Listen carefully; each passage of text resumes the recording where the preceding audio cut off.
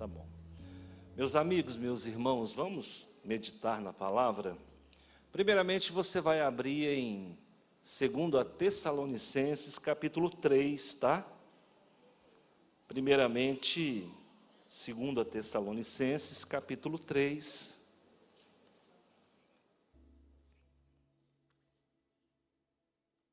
Nós vamos falar sobre a volta de Jesus, tá? Nós não estamos mais em campanha. A campanha agora é para Jesus voltar, viu, gente? Não é para ninguém ficar rico, é para Jesus voltar. Olha lá, 2 Tessalonicenses, capítulo 3, eu vou ler a partir do versículo 1, tá? Presta bastante atenção, porque nós vamos falar da volta de Jesus.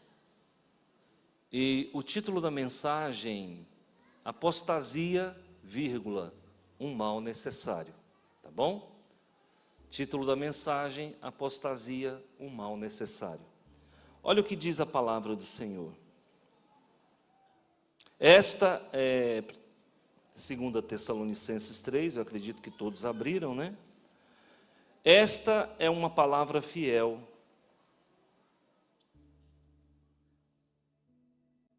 Não, desculpa, é 2 Tessalonicenses 2. Consegui errar aqui, perdão. Está falando de episcopado, eu não vou falar de episcopado. É 2 Tessalonicenses 2, tá? Admoesto-te, pois, antes de tudo, que se façam deprecações, orações. O que está acontecendo? Eu estou em Timóteo, perdão, gente. Oh, meu Deus. Eu abro de um jeito, não dá. Eu abro de outro, não dá. É Tessalonicenses, né, gente? Porque eu vou ler 2 textos, desculpa, tá? Mas por isso que é bom você. Você passa vergonha, mas não é muito também, não.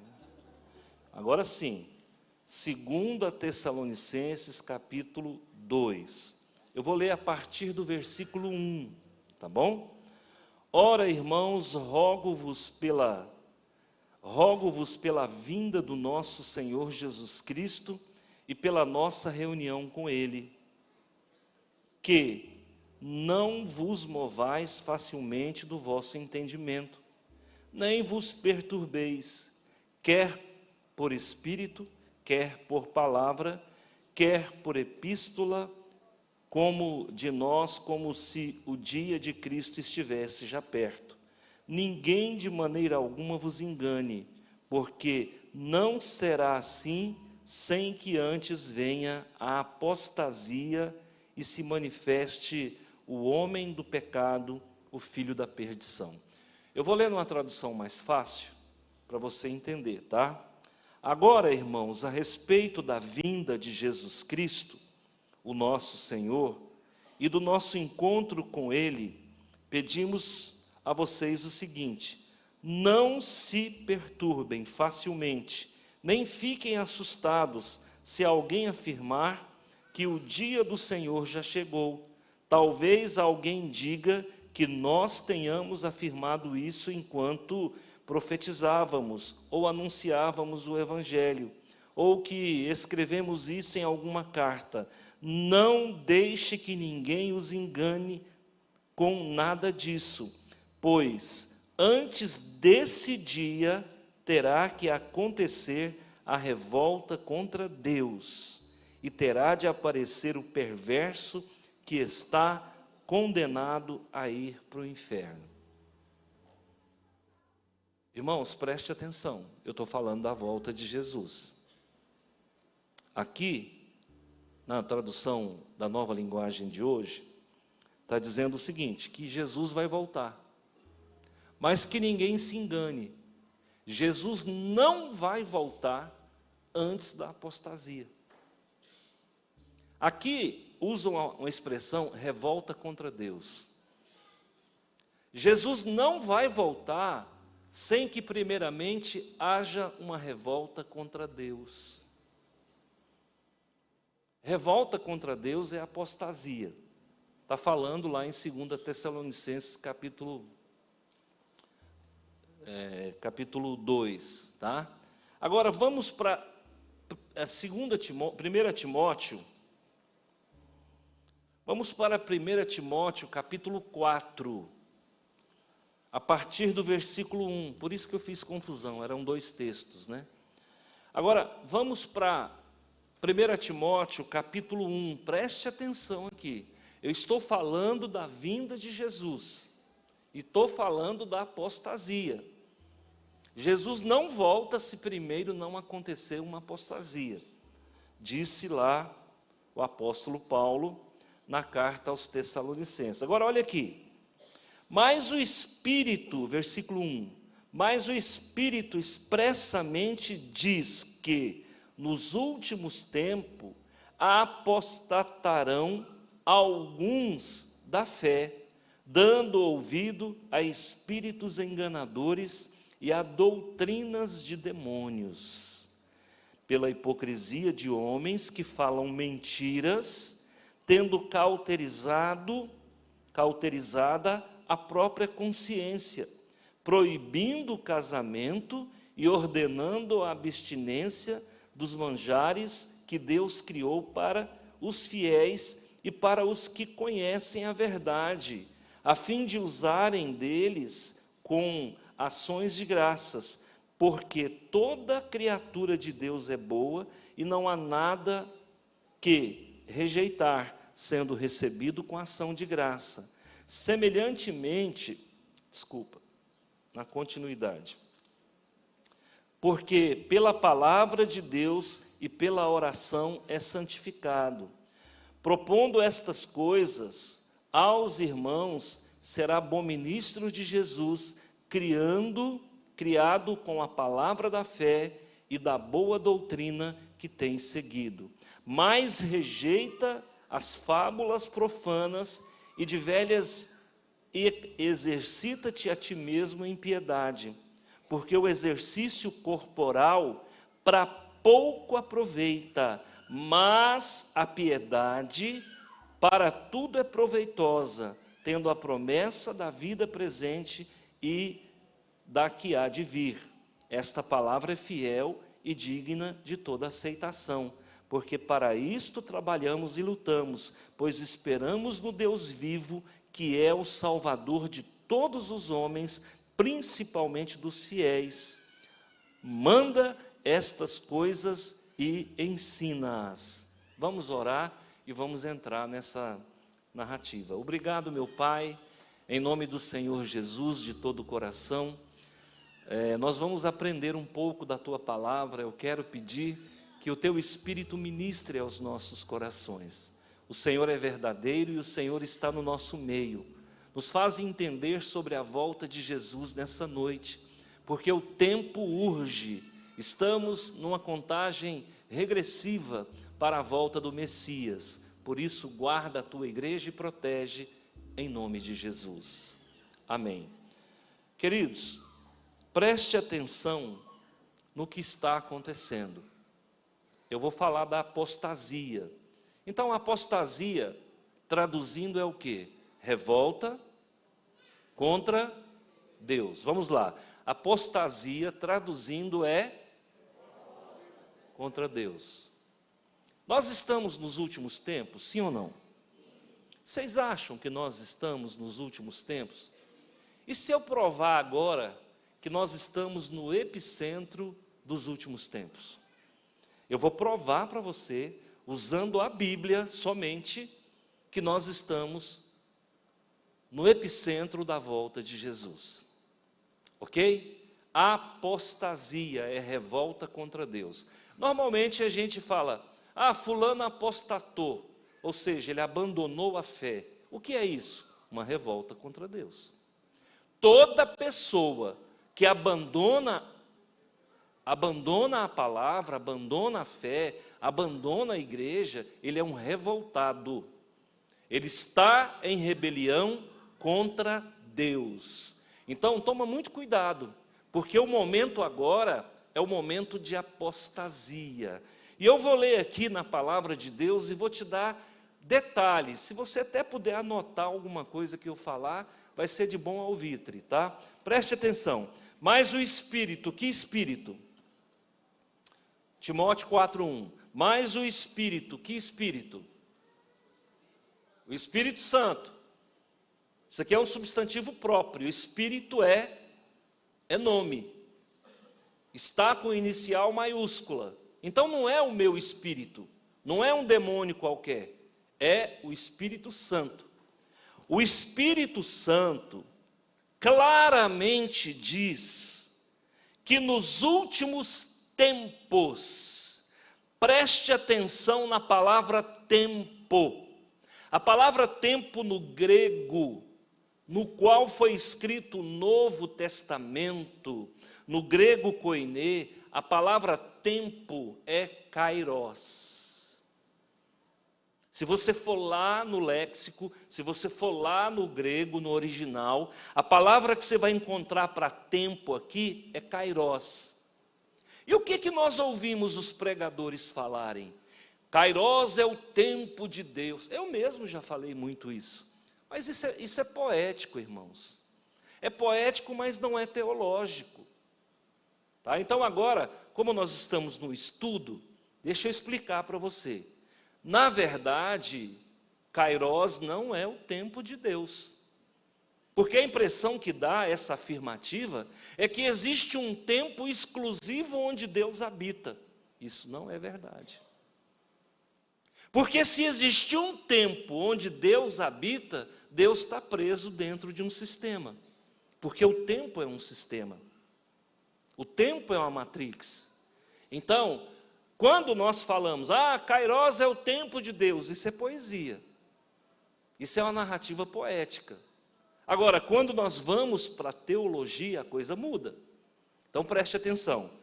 Kairos, a palavra mas o Espírito expressamente diz que nos últimos Kairos, está até no plural. Kairos significa tempo oportuno para Deus agir. Repitam comigo. Kairos significa toda vez que Deus agir, Ele está no Kairos. Então o Kairos não é um tempo de Deus. O Kairos é o Cronos, que é o tempo dos homens. Ele separa uma pausa, um lapso no tempo dos homens, que é o Cronos, e ele age ali. Então, para a gente entender didaticamente, o Kairos é a separação de um tempo dentro do Cronos, onde ele vai agir oportunamente. Então, agora preste atenção aqui no ensino. Nós temos 3 tipos de Kairos. Nós temos um Kairos onde Deus age para salvar. Nós temos um Kairos onde Deus age para criar uma apostasia. E nós temos um Kairos onde Deus age para julgar. Então nós temos 3 tipos de Kairos. O Kairos é o agir de Deus dentro do Cronos. Cronos é o quê? É o tempo em que nós vivemos. O que é o Cronos? É um dia depois do outro. É um mês depois do outro. É um ano depois do outro. Então, que dia é hoje? Dia 3 de quê? De julho. Dia 3 de julho de 2025. O que é isso? Cronos. Por isso nasce a expressão cronologia. Tá? Cronologia é o estudo do tempo humano. Agora, dentro do Cronos, em alguns momentos, Deus vai agir. Como é que se chama essa ação de Deus, essa ação pedagógica de Deus, dentro do Cronos, que é o tempo do homem? Beleza. Então, quando o pastor Antônio, ou qualquer pregador, que é muito comum, dizerem assim, Kairos é o tempo de Deus, isso é poesia. Na verdade, Kairos é o Cronos, onde Deus reserva um espaço para trabalhar, para intervir na história da humanidade. Nós temos 3 tipos de Kairos, nós temos 3 tipos de intervenção de Deus. Nós tivemos uma intervenção para a salvação do homem. Quando se deu isso? No tempo de Jesus. Então, quando Jesus nasceu, ali se estabeleceu o kairós da salvação.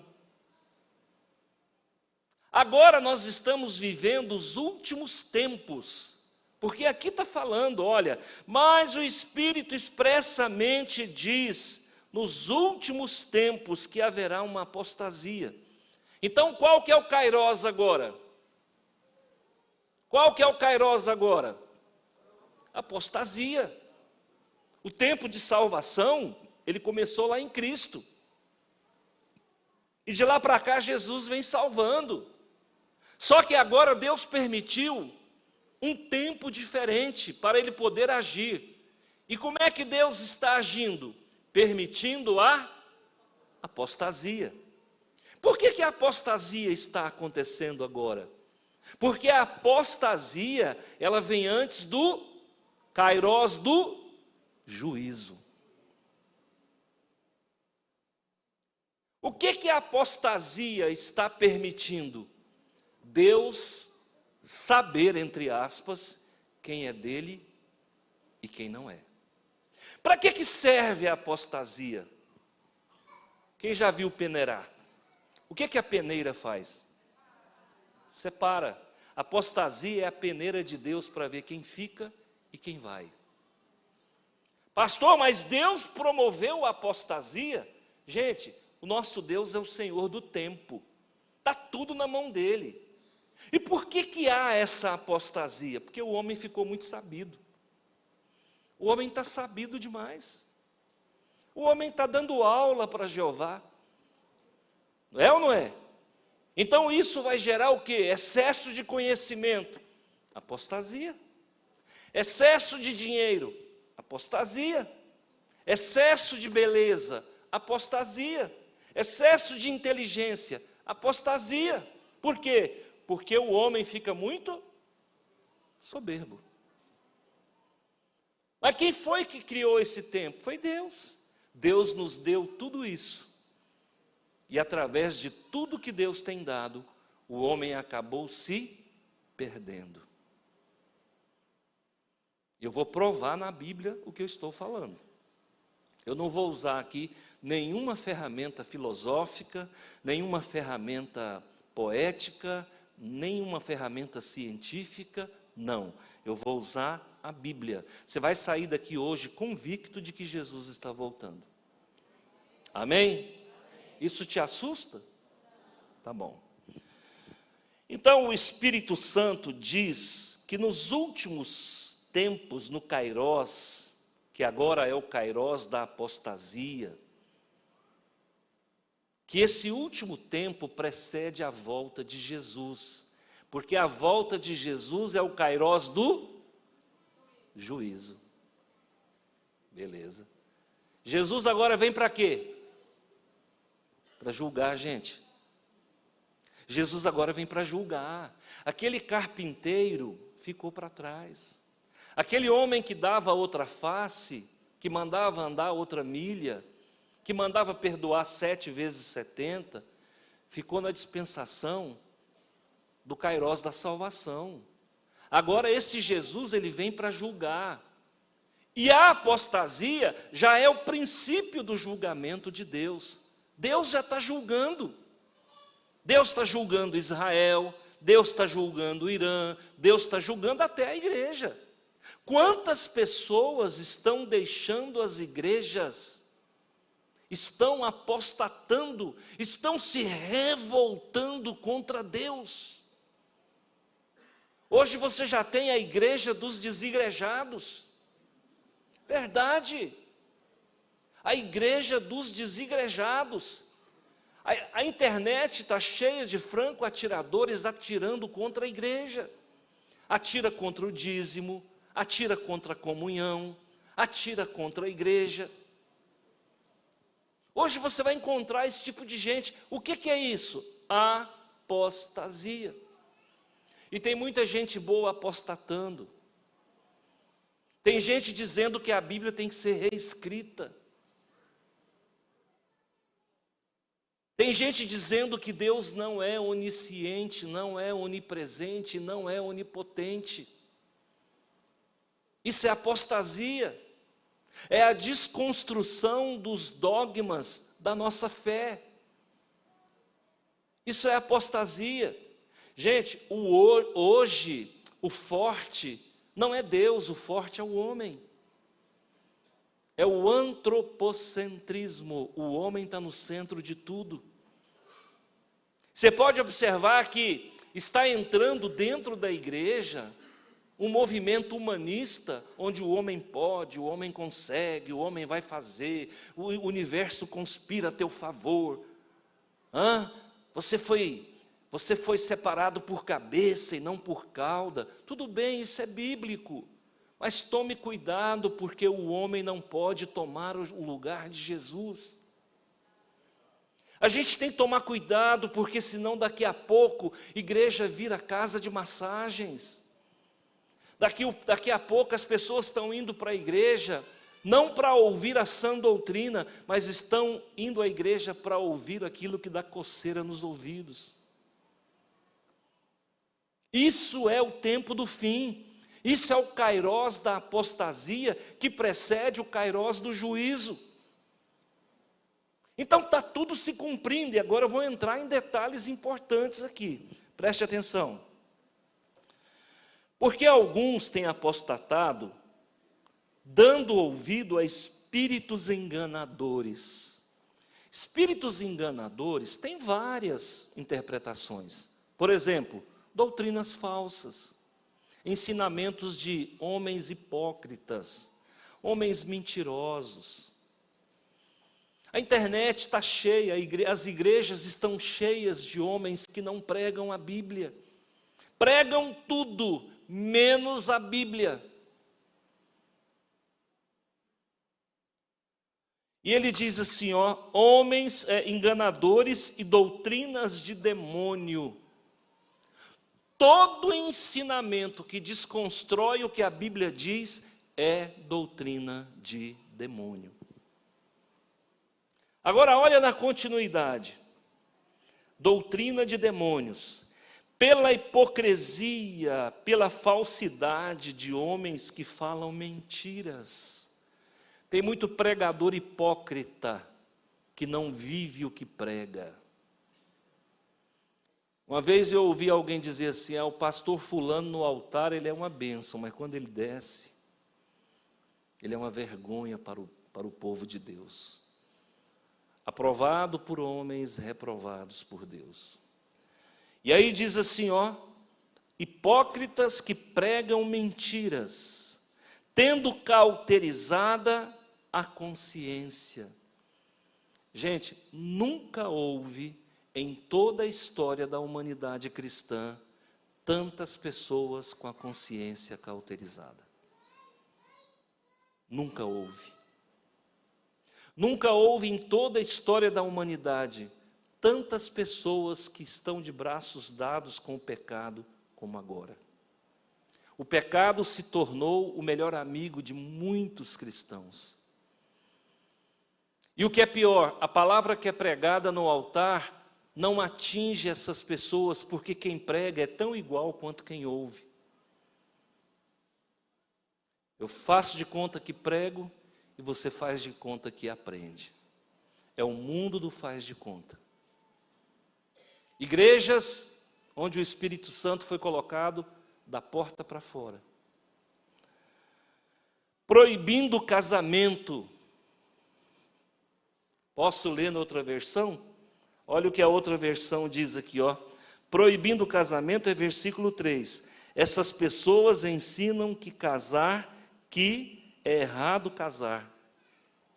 O que está acontecendo hoje? O povo não quer, porque muitas vezes os próprios pastores têm prevaricado e têm feito vistas grossas quando as pessoas não se casam e recebem o aval do pastor. Quando o pastor coloca essas pessoas no rol de membro, sem nenhum critério, ele está ensinando que as pessoas não precisam casar. Quando um pastor faz o casamento de uma irmã grávida, antes do casamento. Ele está dizendo, olha, pode engravidar antes do casamento, não tem problema. Eu me lembro que em Goiânia um pastor não quis fazer o casamento de uma membro, porque ela estava grávida, engravidou antes do casamento, e ele foi preso. Falei, estou preso. Próximo a ser preso sou eu. Se a pessoa não é da igreja, não conhece Jesus, ela pode estar grávida até de gêmeos, que eu faço o casamento. Porque ela não conhece Jesus e ela não está, dentro da concepção dela, nem está dando mau testemunho, ela não conhece Jesus. Agora, se for uma irmã da igreja aqui, pode chamar a polícia para me prender, eu não faço. Tá? Casamento homoafetivo, pode chamar a polícia, eu não faço. Não faço.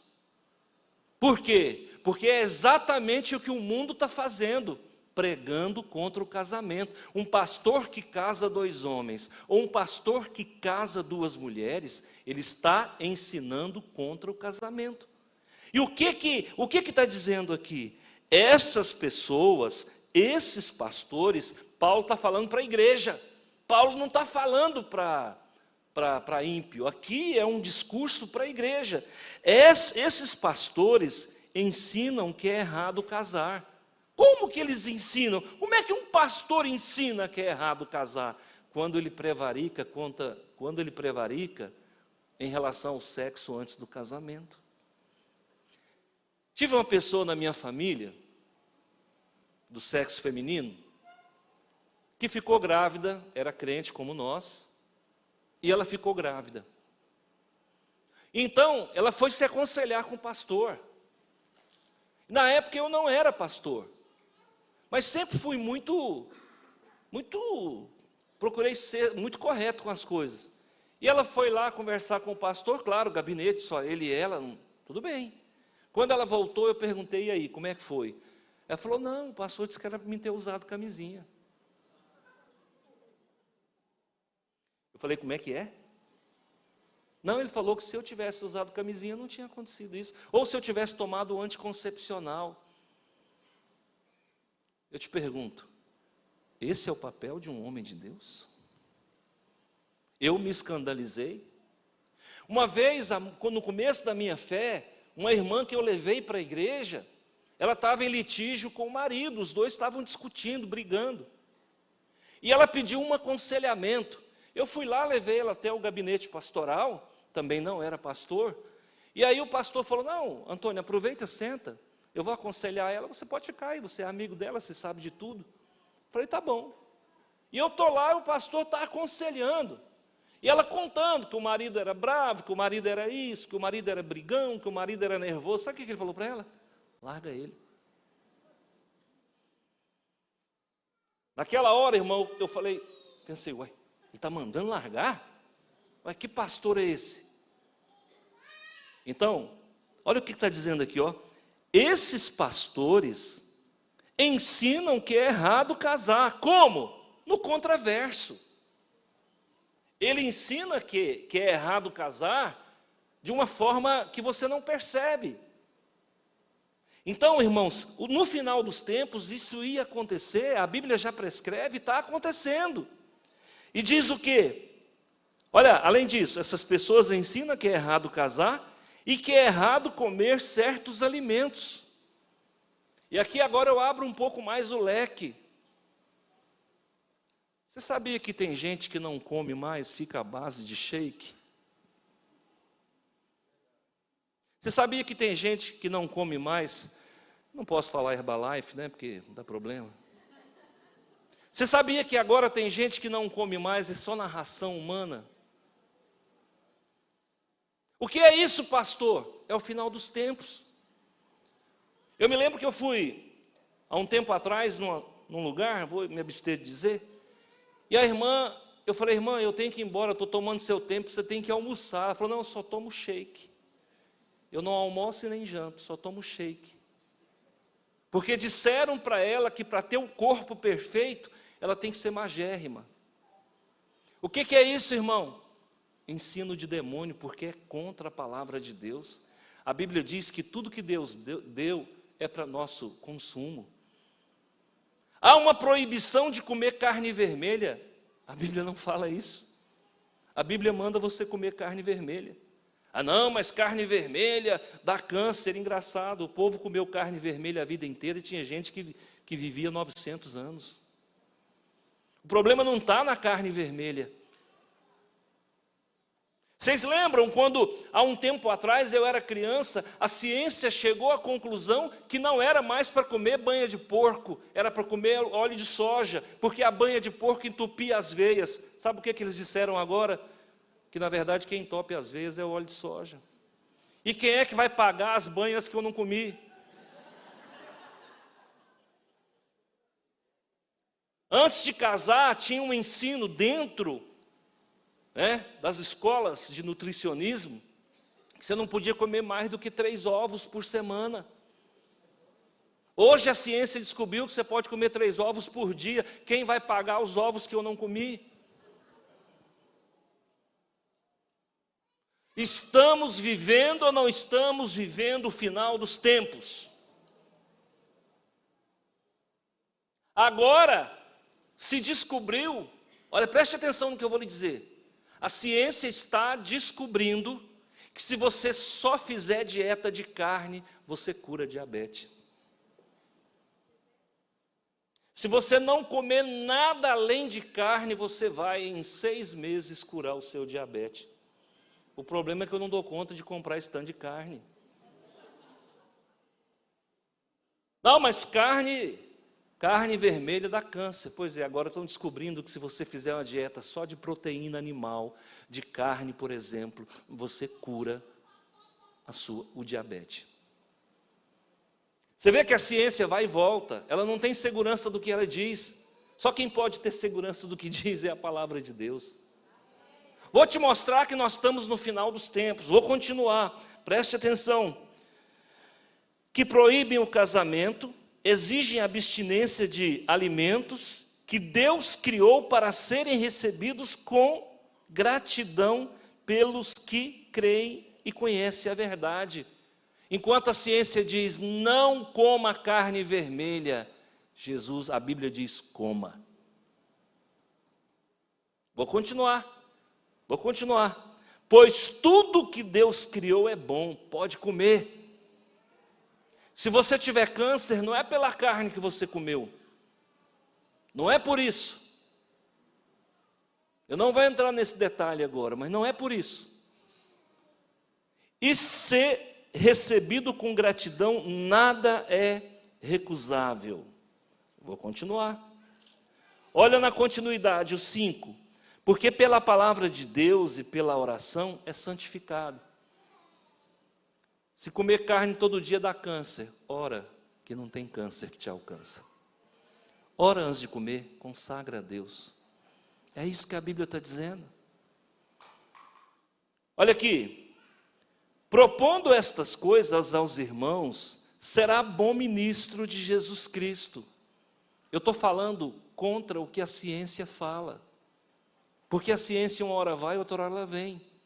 Eu estou falando contra o que esses gnósticos naturalistas falam. E diz assim, será bom ministro do Evangelho, criado com as palavras da fé e da boa doutrina que tem seguido. Mas rejeita fábulas profanas. Tudo isso, gente, é cortina de fumaça, é fábula profana. E de velhas, exercita-te a ti mesmo em piedade, porque o exercício corporal para pouco há. Vamos lá, o exercício físico para pouco há. Olha aqui, irmão. Mas o que o mundo tem ensinado hoje? Que você não pode sair da academia. A tua igreja agora é academia. É academia 3 vezes por dia. Está contra o quê? Está contra o quê? Está contra a palavra de Deus. A Bíblia está falando que exercício físico para pouco se aproveita. Sabe por que o povo não sai da academia? Porque existe um ídolo chamado beleza física. Estamos ou não estamos no final dos tempos? Hoje tudo concorre para desconstruir o que a palavra de Deus fala.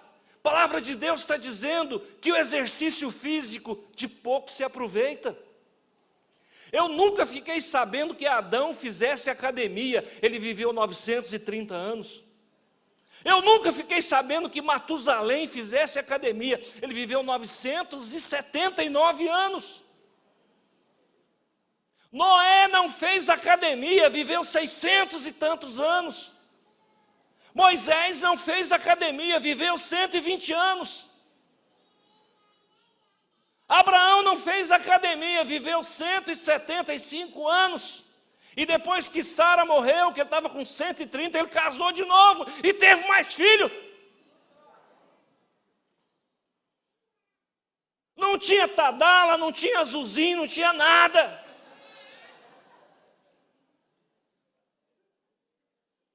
Mas o povo não sai da academia, porque o mundo tem induzido as pessoas a gerar um bezerro de ouro em si mesmo para se auto-adorarem. Precisa ser bonito. Tem mulher, irmãos, que é um verdadeiro cadáver ambulante, e ela está desse jeito não por uma questão fisiológica, é porque colocaram na cabeça dela que ela tem que ser magérrima para ser bonita. Anorexa. Na verdade, ela é uma anorexa. Mas o mundo tem ensinado isso hoje, agora, nos dias atuais. Nos últimos tempos, as pessoas vão apostatar para ficar bonita. As pessoas vão apostatar porque vão conhecer muito. As pessoas vão apostatar porque elas vão começar a comer aquilo que a Bíblia diz que é para comer e elas não vão mais comer. Até nisso. E olha o que diz aqui na continuidade. Porque o exercício corporal para pouco se aproveita, mas a piedade para tudo é proveitosa. O homem está mais o quê? Musculoso e menos santo. O homem está mais bonito e menos amoroso. Preste atenção, na medida em que o homem fica mais bonito, ele quer mulher mais nova. O que corre aí fora, irmãos? O que corre aí fora é que você tem que ter uma mulher jovem e bonita. Isso é profanação do casamento. Vocês viram agora há poucos dias um cantor conhecidíssimo do Brasil, que ele troca de mulher a cada 2 anos, 3 anos. E agora, por último, ele se casou com uma novinha, 50 anos mais velha, mais nova do que ele. Ele acha que está abafando. O que ele está fazendo? Profanando aquilo que é santo, que é o casamento. E olha o que diz, tendo a promessa da vida presente. Olha, quando você exercita piedade, você passa a ter a promessa na vida presente e na vida futura. Eu quero ler aqui nessa outra versão, no versículo 9, olha o que diz aqui, ó. Vou pegar o versículo 9 da outra versão. Esse ensinamento de que tem que fazer exercício físico, esse ensinamento, pois os exercícios físicos têm alguma utilidade, está dizendo na outra versão, tem alguma utilidade, mas o exercício espiritual tem valor para tudo, porque o seu resultado é a vida. Quando a pessoa vai na academia, ela está buscando o quê? Viver um pouco e pecar horrorosamente mais. Porque eu duvido que alguém que vá na academia de uma forma desordenada, claro que a academia também é saúde, aí fala que um pouco é importante. Mas eu digo a essas pessoas que vivem pela beleza, eu duvido que ela fique tão bonita e ela se contente com o casamento que ela tem, que ela se contente em ficar com um só parceiro, porque na verdade excesso de academia é ostentação, gente. E Salomão disse que tudo é vaidade. Tudo é vaidade. É tentando viver um pouco mais. Porque não, se fizer exercício eu vou conseguir viver 10 anos a mais, 15 anos a mais. A Bíblia está falando que se você fizer exercício espiritual, que é a piedade, que é a santidade, você vai viver eternamente. Está aqui, ó. Está contra mim? Eu estou falando alguma coisa, alguma heresia? Está aqui, ó. Esse ensinamento de que você deve ser piedoso e santo, ele é verdadeiro e deve ser crido e aceito de todo o coração. Versículo 9, versículo 10. É por isso que lutamos e trabalhamos muito, pois temos posto a nossa esperança no Deus vivo. A nossa esperança não está numa academia, num shake. A nossa esperança não está em se abster. Um dia, conversando com uma professora, colega minha, eu observava que ela ficava comendo bolacha, água e sal o tempo todo. Eu falei assim, nossa, mas você gosta de bolacha, água e sal, hein? Ela falou, não, é para não engordar. Eu falei, mas você não almoça? Ela falou, não, como bolacha, água e sal.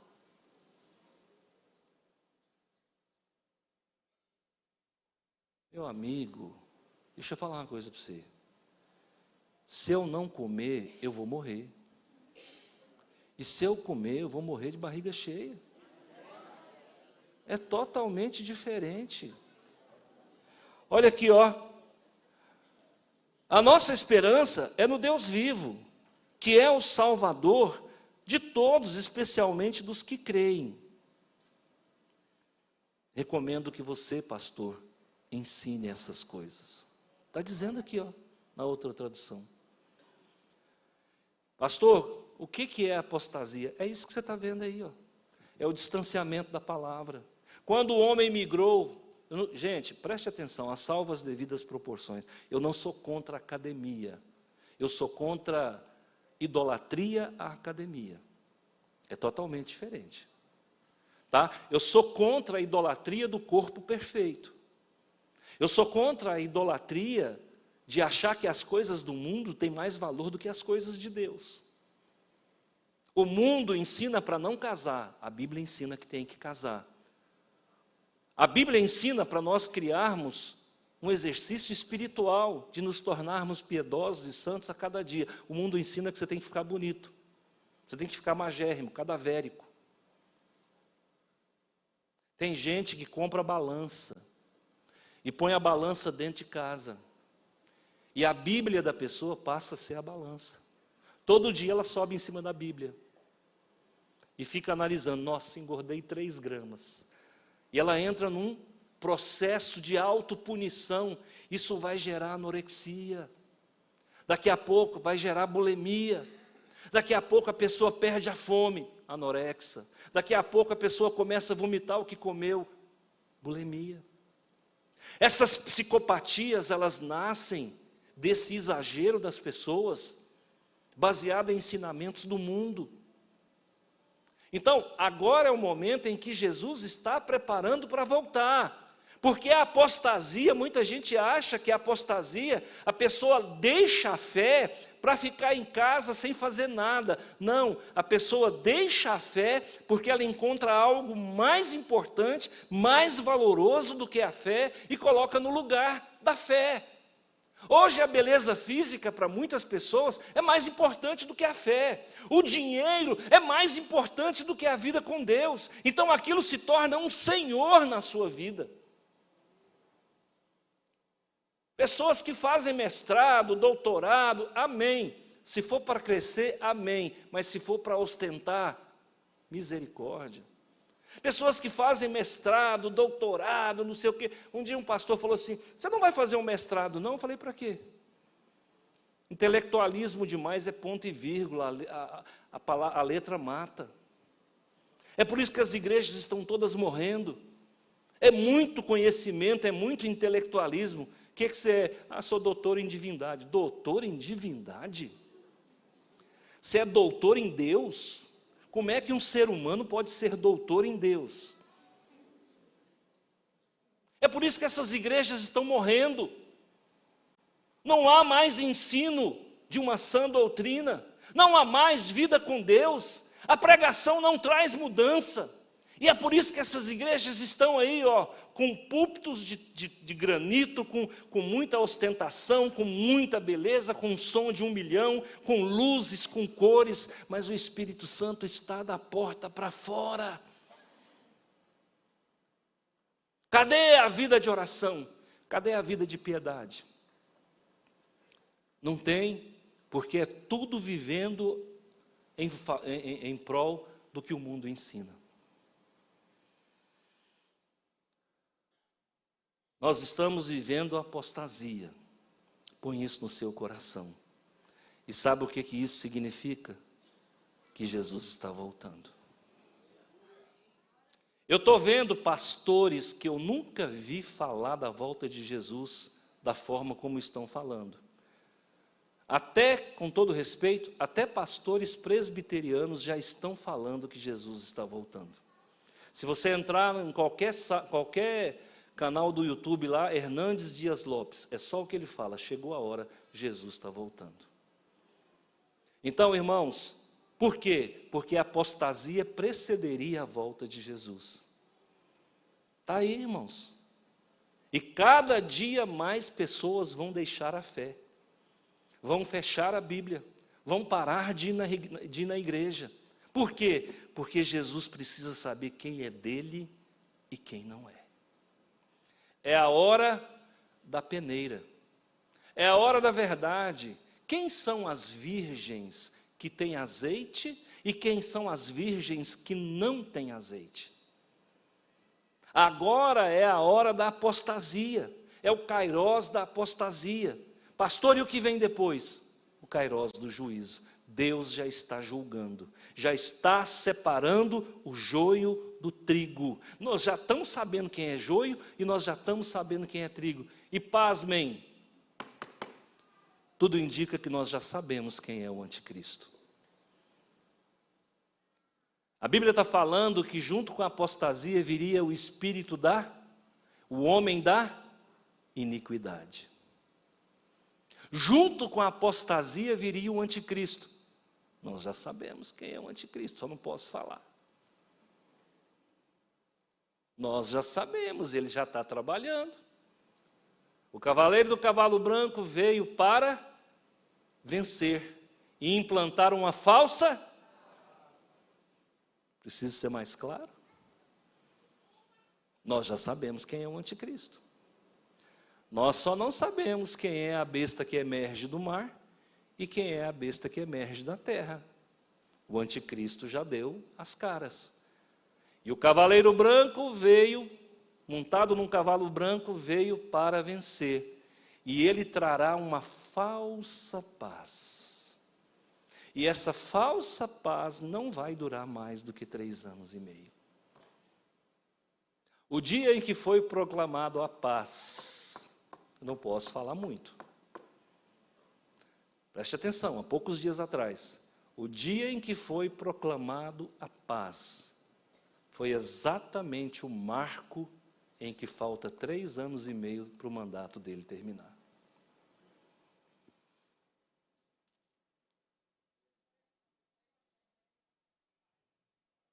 Já estamos na falsa paz. A guerra no Oriente Médio acabou. Houve um cessar? Não houve fim da guerra. A guerra não acabou. E se nós estivermos certo, em 3 anos e meio vai explodir. E tem gente que não quer Jesus, quer ficar na academia. Vai, bonitão. Vai, cheiroso. Vai. Fica lá, malhando. Viu? Eu, com a minha barriguinha, vou subir mais rápido do que muita gente. Eu, com a minha feiura, vou subir mais rápido do que muita gente. Preste atenção, deixa eu voltar mais um detalhe aqui. Enquanto isso, você coloca Mateus 24, 38. Preste atenção aqui, deixa eu só voltar só um minutinho. Ó, a apostasia tem tudo a ver com casamento. Preste atenção. Alguns proibindo o casamento ou dizendo que casamento não é importante. É isso que as traduções falam. O que é que Jesus falou lá em Mateus capítulo 24, versículo 38? Pois antes do dilúvio, Jesus falava, ele vai voltar. E vai ser como nos dias de Noé. Põe o 37, por favor. A vinda do Filho do Homem será como aquilo que aconteceu nos tempos de Noé. 38. Pois antes do dilúvio, o povo comia e bebia. Os homens e as mulheres casavam. Essa versão aí tá. Essa é a NTLH. Casavam e se davam em casamento. Olha lá. O homem casava e se dava em casamento casa descasa, casa descasa, casa descasa. Então o casamento tem tudo a ver com a volta de Jesus. Por quê? Porque por um lado ele vai ser desvalorizado com casa descasa, casa descasa, casa descasa. Por outro lado ele vai ser desincentivado. Não casa não. Fica junto. É mais fácil para correr se der alguma coisa errada. Preste atenção, gente. Por que o casamento está sendo atacado? Porque é uma instituição de Deus. Por que Israel está sendo atacado? Porque é uma instituição de Deus. Por que a igreja está sendo atacada? Porque é uma instituição de Deus. Deus tem 3 instituições no mundo: Israel, a igreja e o casamento. Observe que todas 3 estão sofrendo ataques. Isso é apostasia. O povo não quer casar mais. Apostasia. O povo não quer vir para a igreja mais. Apostasia. O mundo está odiando Israel. Apostasia. Está aqui, irmãos. Só não vê quem não quer. Então, deixa eu falar uma coisa para você. Põe azeite na lamparina. Põe azeite na lâmpada. Se você não tiver a luz de Cristo, essa é a senha. Você não vai subir. Serão os deixados para trás. Irmão, santifica a tua vida. Põe tua vida no altar. Tudo que é do mundo, abandona. Pastor, não vou poder mais fazer academia. Irmão, se é para a saúde, pode fazer. Não tem problema. Se é para ostentar um corpo perfeito, toma cuidado. Porque vai sobrar corpo perfeito e vai faltar azeite na lamparina. Porque o tempo que deveria estar fazendo exercício espiritual, está cuidando da carne que vai apodrecer. Nem amém? Amém? Sabe qual que é a diferença entre o batista e uma outra igreja evangélica qualquer? É porque o batista é chamado de o Bíblia. Nós somos o Bíblia. Deixa eu falar uma coisa para vocês. Isso aqui, eu não tenho orgulho institucional. Vocês não se enganem comigo. Eu não sou orgulhoso porque sou batista.